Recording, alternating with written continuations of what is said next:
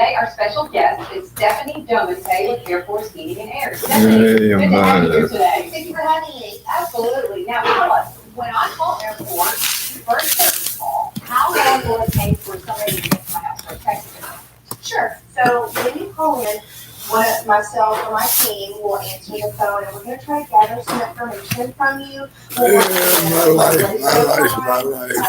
some specific questions, like if it's an emergency call or if it's something that is not, an emergency situation or elderly people in the home.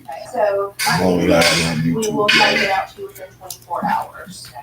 So a lot of questions you're going to ask on that front end. So what is the useful information that I can have ready when I do make that call? Absolutely. So new customers, what we'll need to know, just your general information, name, phone number, address, and then we like to know anything wrong with your system. And you can find that outside, your outside unit is going to be listed on there on a tag. Okay. All right. So it's good to know for those of us who don't. Yeah. Definitely do that. So besides keeping my system maintained, what are some more specific benefits to having an Air Force service plan? Absolutely. So with our plan, they actually come with a lot of benefits. So we will waive your service fee 3 times throughout the year. So you get 2 visits, once for the AC, once for the heating, and then we'll waive your service fee 3 times throughout the year. We really do that treat women the same way you do. And that's not cool. And Ms. Rainey, you allow them to see you be disrespected by him in this way. You are teaching them that level of disrespect is okay. And it's not. I can see the look in your eyes. And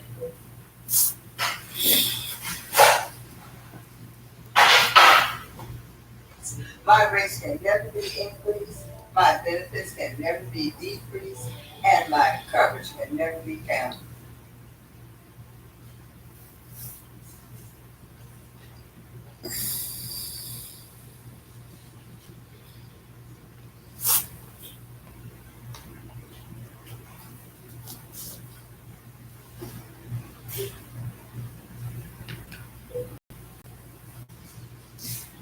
Yeah.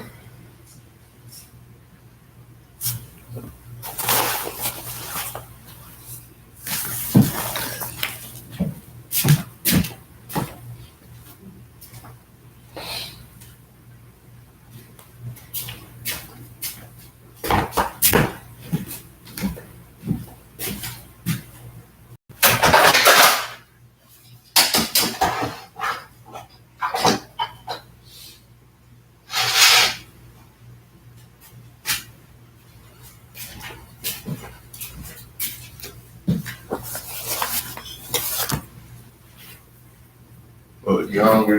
To buy life insurance Yeah. with a fixed budget. Remember the 3 Ps. what are the 3 Ps? The 3 Ps of life insurance on a fixed budget are price, price, and price. A price you can afford, a price that can't increase, and a price that fits your budget. I'm 54. What's my price? You can get coverage for $9.95 a month. I'm 65 and take medications. What's my price? Also $9.95 a month.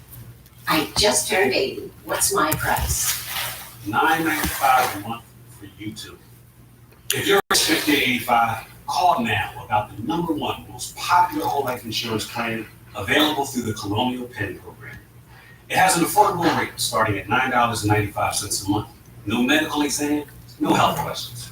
Your acceptance is guaranteed. And this plan has a guaranteed lifetime rate lock, so your rate can never go up for any reason. So call now for free information, and you'll also get this free beneficiary plan card. And it's yours free. So call now for free information. Call 1-800-651-8686 for your free information and free gift. That's 1-800-651-8686. 1-800-651-8686. Call now. This is an important message for everyone on Medicare. Today we are talking about Medicare Part C, commonly called Medicare Advantage. If you don't have a Medicare Part C plan, call now because there may be plans with additional benefits available that are simply not covered under Medicare Parts A and B. That's right, there are people on Medicare but don't have a Medicare Part C plan, which covers everything in Part A and Part B, plus extra benefits in Medicare Part C. Here's the good news. If you're on Medicare, you can call even if you called last year. We will check to see if there is a Part C plan available in your area with additional benefits. If you're losing coverage, moving, or new to Medicare, call to speak with a licensed insurance agent during this special enrollment period. Yeah, I won't get damn Part laptop C no more. benefits I'll get another. automatically, so call now for your free 2022 no obligation Medicare benefits review. Just call 800-298-0575. 800-298-0575. Watching Dateline, This is an what important happened? message for everyone on Medicare. Today we are talking about Medicare Part C, commonly called Medicare Advantage. If you don't have a Medicare Part C plan, call now because there may be plans with additional benefits available that are simply not covered under Medicare Parts A and B. That's right, there are people on Medicare but don't have a Medicare Part C plan, which covers everything in Part A and Part B, plus extra benefits in Medicare Part C. Here's the good news. If you're on Medicare, you can call even if you called last year.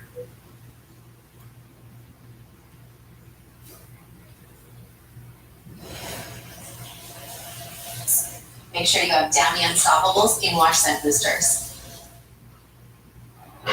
Move up. Oh. Do you like chocolate bars?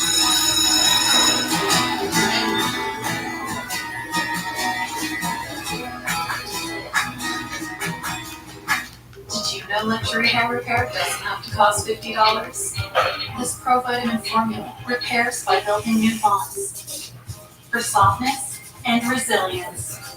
Did you know? One of my misguided efforts to help Judy was to try to control her pill intake. I would take them and dole them out as I think she needed them, and she began to resent this.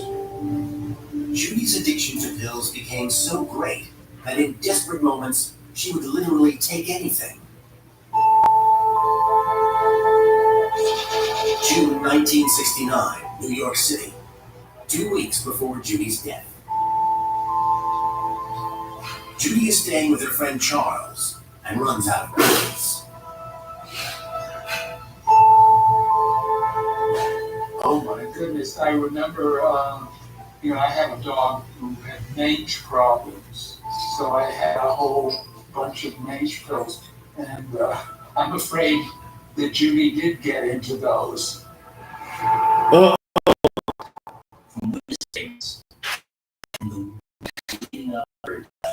Judy's random pill taking was putting her into serious danger. Judy Garland died from pill overdose. They said she had it so bad she'll take any kind of pill that she could find. If it was Judy Garland from that movie when she was singing over the goddamn hill. Yeah. She's unpredictable. So she took main pill for dogs. And one moment she could be this charming, sexy, feminine creature. The next moment she could turn into the worst shrew you had ever encountered.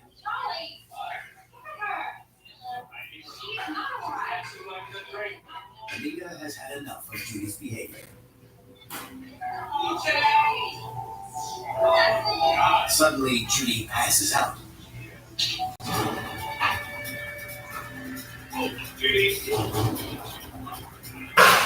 She is completely unresponsive, and it takes Claire and Charles around 6 hours to get her to wake up. She was very shaken by what had happened, and said, "Oh my God, I don't think anybody realized quite the seriousness of what was going on." That's a shame. Pharmacy for her Hey, Jazz. very dangerous. And Jazz still hanging in there at that job. on the night that she died, there were no Getting that shit.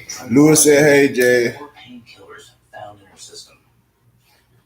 And looking at the reports, it It wasn't just pills that Judy had a highly dysfunctional and potentially lethal relationship with. How you on live and you at work? How you watching my live? You must didn't go to work. Unless y'all on break.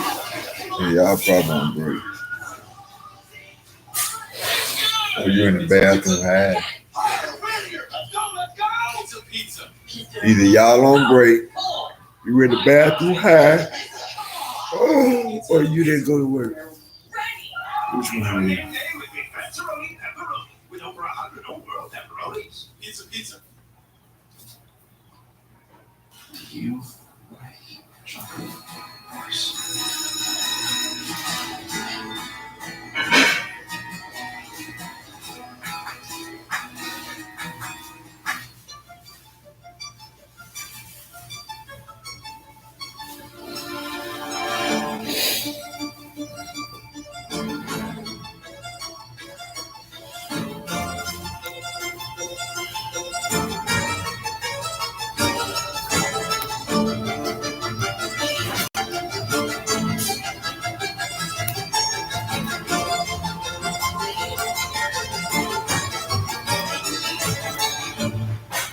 I walked into Chick-fil-A completely outnumbered. My husband was away at military leadership training, and the kids were doing this. Miss Carol brought me water, something to eat, and then before I knew it, she was tying Margot's shoes up and carrying her out to the car. It always makes me feel good if I help somebody. I went in the next day because I just wanted to make sure she knew how much I appreciate her help. I'm just so glad there was somebody there when she really needed it. That's gonna go on my refrigerator. Meet for 3 small spaces, the most convenient solution to lingering odors in any small space. One firm push activates 24/7 freshness. No batteries, no outlets, no effort, just freshness. For 3 small spaces. Judy Garland was found dead. On June 22nd, 1969, the legendary star of stage and screen Judy Garland was found dead in her bathroom in London, England. Now, leading forensic pathologist Dr. Michael Hunter is investigating Judy Garland's... They always die in the bathroom. ...together the last hours of her life to reveal... Why? That would make you think they be setting these folks up with pills and shit and then kill them for their damn fucked up behavior. Including amphetamines. As well as being used as uppers, amphetamines are also used as appetite suppressants or diet depressants. We have no records of Judy's post-mortem weight, but it's estimated that she weighed anywhere between 85 and 90 pounds. And at 4'11" that gives her a body mass index of 17, which means that she is severely underweight and likely malnourished. This leads me to ask the question, did Judy have an eating disorder? Judy's issues with her weight started when she joined MGM. Well, Louis B. Mayer, he said, oh my God, what are we going to do with her? You know, she's this short, stodgy, fat little girl. The studio was already giving Judy amphetamines to stay awake. But those same pills also help suppress her appetite. Written. Wanted, Judy to stay camera thin. That meant 90, 95 pounds. See, they started her on pills. The long-term effects of what those were doing. Aside from the pills, the studio monitored everything Judy ate. Everybody else around her would be getting hamburgers and french fries and whatever else they were serving that day, and she would be served chicken broth. On top of broth, Judy's diet consisted of black coffee, 4 packs of cigarettes, and pills every 4 hours. The studio kept an eye on Judy to make sure she stuck to her regime. A diet like this would clearly have a huge impact on Judy's health. Damn, they made her addicted to cigarettes and pills. Receiving essential nutrients. That's crazy. Be a sucking damn milkshake. In her final weeks, Judy's friend Charles noticed her unusual eating habits. She could have 3 milkshakes and just devour them, and a chocolate cake, and then not eat anything for several days. Sometimes if she were disciplined, she would have chicken breast with the skin removed. She was very, very conscious that she did not want to gain weight again. With Judy Garland, there was never just a kind of comfortable, I'm hungry, I'll eat, I'm full, I'll stop. It was such an unhealthy, complex relationship, not just with food, but with weight in her body as well. Denying herself a healthy diet would have made Judy weaker and less able to fight, say, infection or even stress. At this stage, I can't rule out that her diet, as well as her weight, could have been a contributing factor in her death. June 1969, London, England. Judy is back from New York and gets a call about the business deal.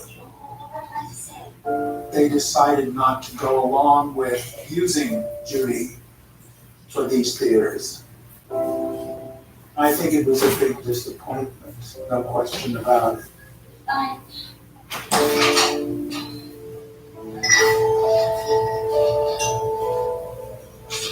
June 18th, 1969. 4 days before Judy's death. Despite the devastating news, Judy and her husband Mickey continue with public engagements. They've been invited by their friends Jackie Trent and Tony Hatch to attend the grand opening of a menswear shop in London. Judy's drink of choice is vodka and pineapple. I have here information from Judy's doctor pertaining to a potentially lethal condition. He reports that 8 years prior to her death, she actually had cirrhosis of the liver. No. Cirrhosis is scarring of the liver brought on by long-term liver damage. The buildup of scar tissue can interfere with the flow of blood to the liver, which can stop its functioning. This damage can be irreversible and fatal. The most common cause of cirrhosis is alcohol abuse. Now, if Judy had been abusing alcohol and taking prescription medications, this would have been a lethal cocktail. I never saw her drink too much. It was always the prop. While we were freshening our drinks and having 3 or 4, she would barely have finished one. In fact, the coroner's report states there's no alcohol in Judy's system when she died, and there's no obvious effects of long-term alcohol abuse.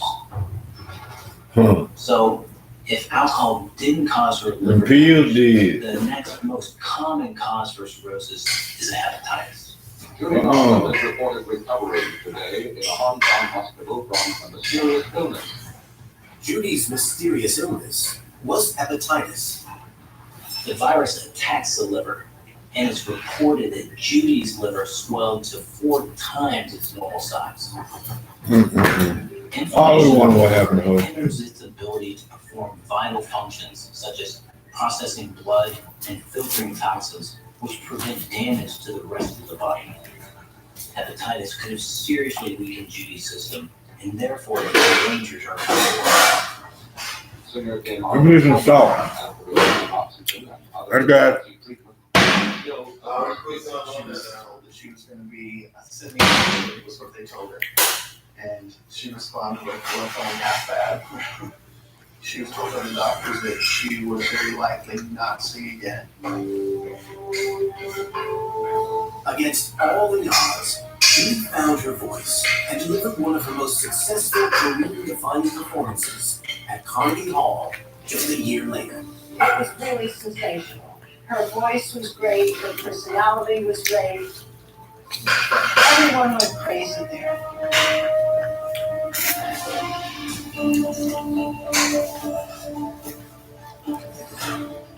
Even though Judy did have obvious injury to her liver from her hepatitis episode, there's no evidence in the autopsy of long-term fibrosis or cirrhosis. So I think we can rule this out as a possible cause of death. But given the hepatitis as well as her prescription drug abuse, it's likely that her liver was not in the best condition when she died. June 19th, 1969. Judy has just 3 days to live. Judy and Mickey are renting a small house in London. Despite having recently collapsed in New York, Judy is once again taking prescription medication.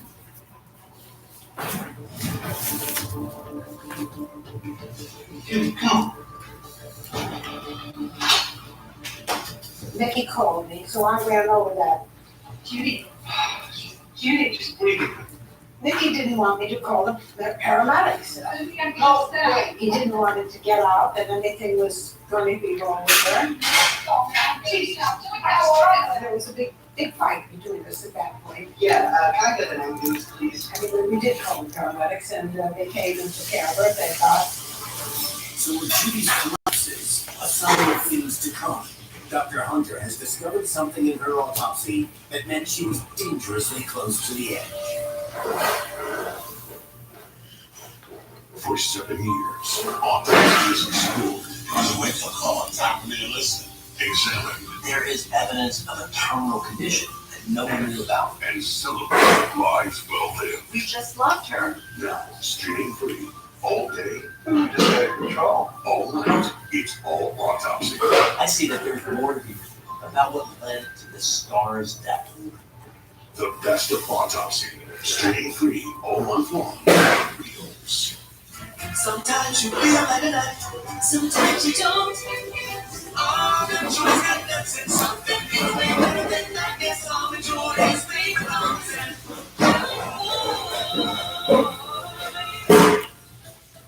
Events was wrote down for a reason. So,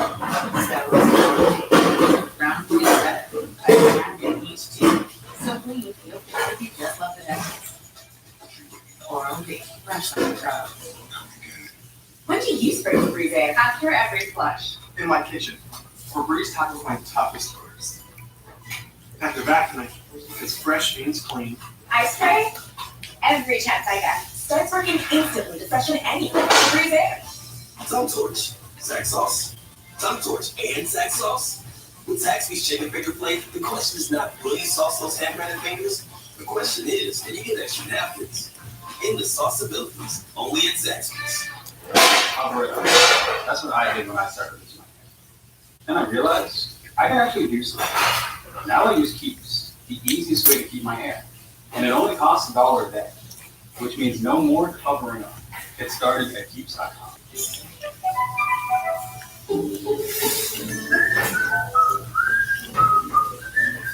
Every month we bring new programs and events to your Reels experience. Now here's something I think you'll really enjoy. Looking for something real? It's the one you've been waiting for. People tell me, well, at least they know you there. It's like somebody just threw her body with a piece of trash. Louise was loving another girl. What happened? Buried deep in his autopsy is the real story. Oh, you know it's real. If it's real, it's on Reels. Legendary actress and singer Judy Garland was just 47 when she was found dead in her bathroom. How old? 27. Hunter is trying to piece together the reason for Judy Garland's death. 47. Analyzing the medical documents and other information from her autopsy. She had physical scars from gambling with her life, and she was taking multiple prescription medications. I found something else in the coroner's report that I believe gets me closer to finally determining what actually killed Judy Garland. June 21st, 1969, London, England. Less than 10 hours before her death. After a turbulent couple of weeks, Judy and Mickey spend a relaxing day together.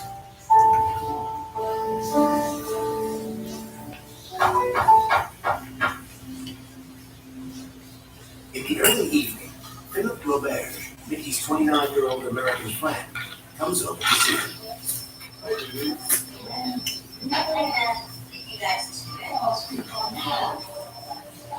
Judy makes her excuses and goes upstairs without eating dinner.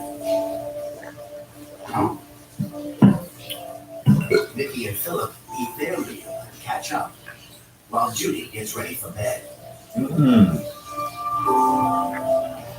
It has been reported that there are 2 bottles of barbiturates found on Judy's bedside table.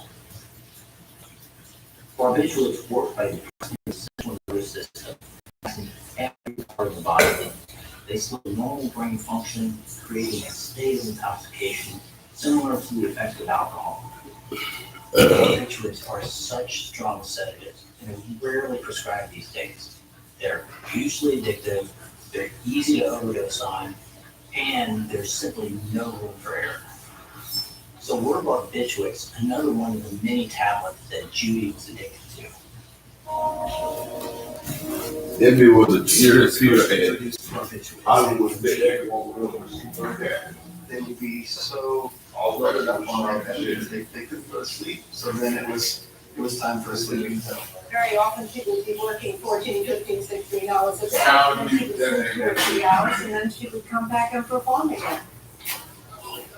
I don't think the studio really had any idea what numbers and numbers could do at that time. The damaging effects of this erratic sleep cycle continued until Judy's death. Judy would keep you up 36 hours a day. She would turn the radio on full force. She would keep the lights on. 9 p.m. Judy takes some sleeping pills.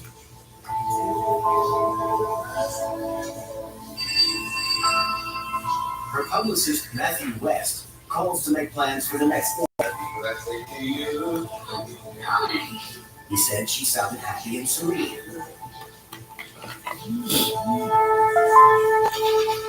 11:50 p.m. Mickey joins his wife in bed. This is the last time he will see Judy alive. I knew she had to die around midnight. Judy was known to take sleeping pills and then wake up a few hours later and take some more, not realizing how many she was taking. Judy can't sleep. Between midnight and 2 a.m., she takes some more Seconal, a type of sleeping pill, and gets up.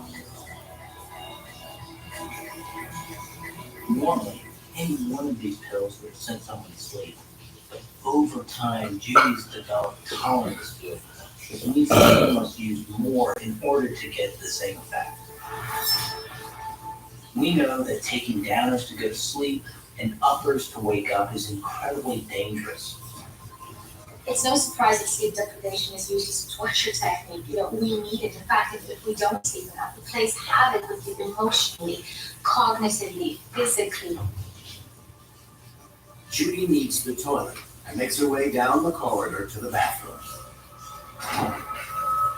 She locks the door behind her. Still wide awake, Judy takes another sleeping tablet. That'd be crazy. Alone in the bathroom, it's believed that at around 2:30 a.m., Judy falls asleep.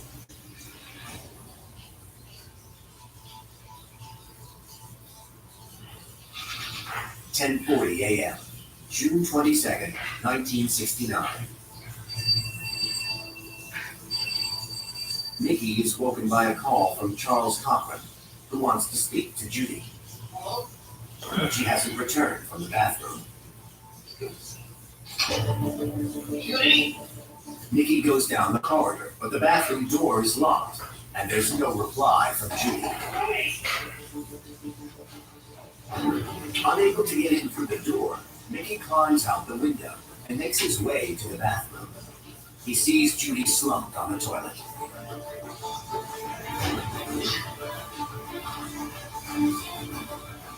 Nikki tries to wake Judy up, but she's unresponsive.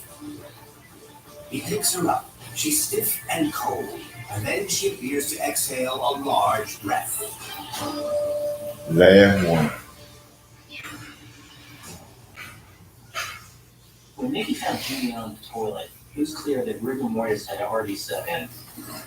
Rigor mortis is the stiffening of the skeletal muscle because of a chemical reaction occurring after death. Mookie also heard Judy exhale a breath, which is actually quite common following death. It's just where gases have built up and it's released through the airway. Added to that, we know that she had bloody fluid emanating from her nose and her mouth.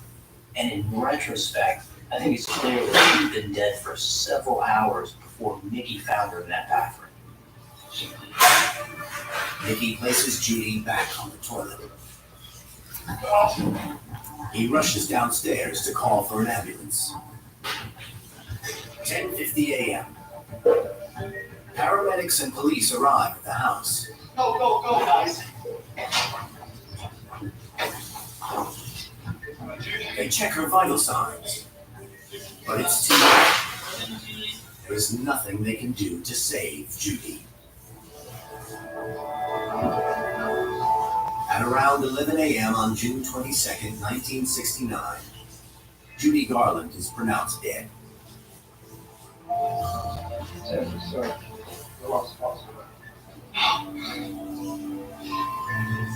The world mourns the shocking passing of the agitator. Judy Garland was found dead on the bathroom floor early Sunday morning. There are reports of an overdose of drugs, but it is not confirmed. I mean, I had known her since I was 4.5 years old, and I really was terribly fond of her. After the autopsy was carried out, Judy's body was flown to New York. The funeral took place on June 27, 1969. She was just well loved. It was the singing voice, the speaking voice. It was a national and an international mourning. The outpouring of fans and her supporters and followers over the years was very apparent when 22,000 people lined the streets of New York City and piled past her coffin to pay tribute.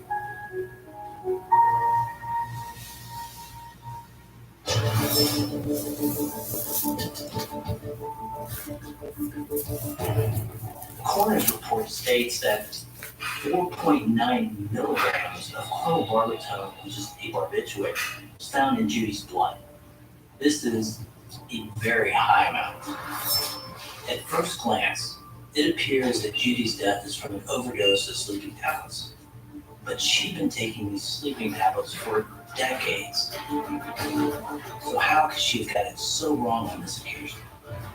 When I start to weigh the evidence up, I don't believe that sleeping tablets are solely responsible for her death. So what did kill Judy Garland? Hollywood. Or who killed Judy Garland? That's the fucking ass question. The Illuminati night. They've been around since the early 1800s. Knowing at once, celebrities can live two lives, one in public and one in private. In death, their secret life becomes planless. It's my job to unravel those secrets. Because an autopsy can tell you more about how a person lived than how they died. Want to join me? Autopsy. Straining flight all month long on Rails.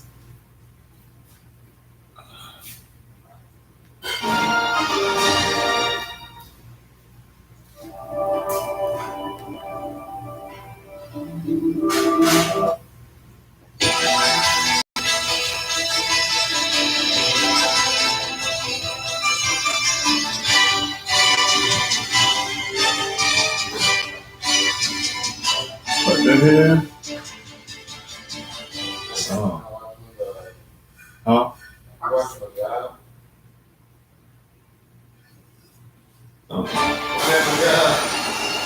I was trying to change the thing. Shut up, dude.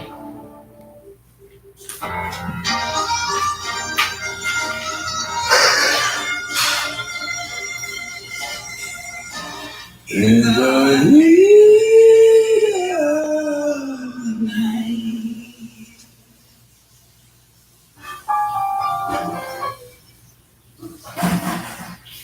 No, you don't get to carry a gun. I mean, this is not exactly police work, sir. Right.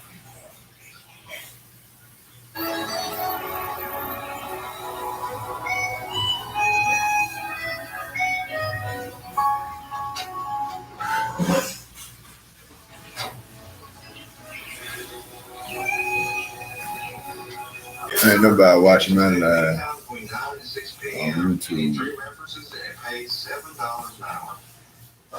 No, you don't get to carry a gun. I mean, this is not exactly police work, sir.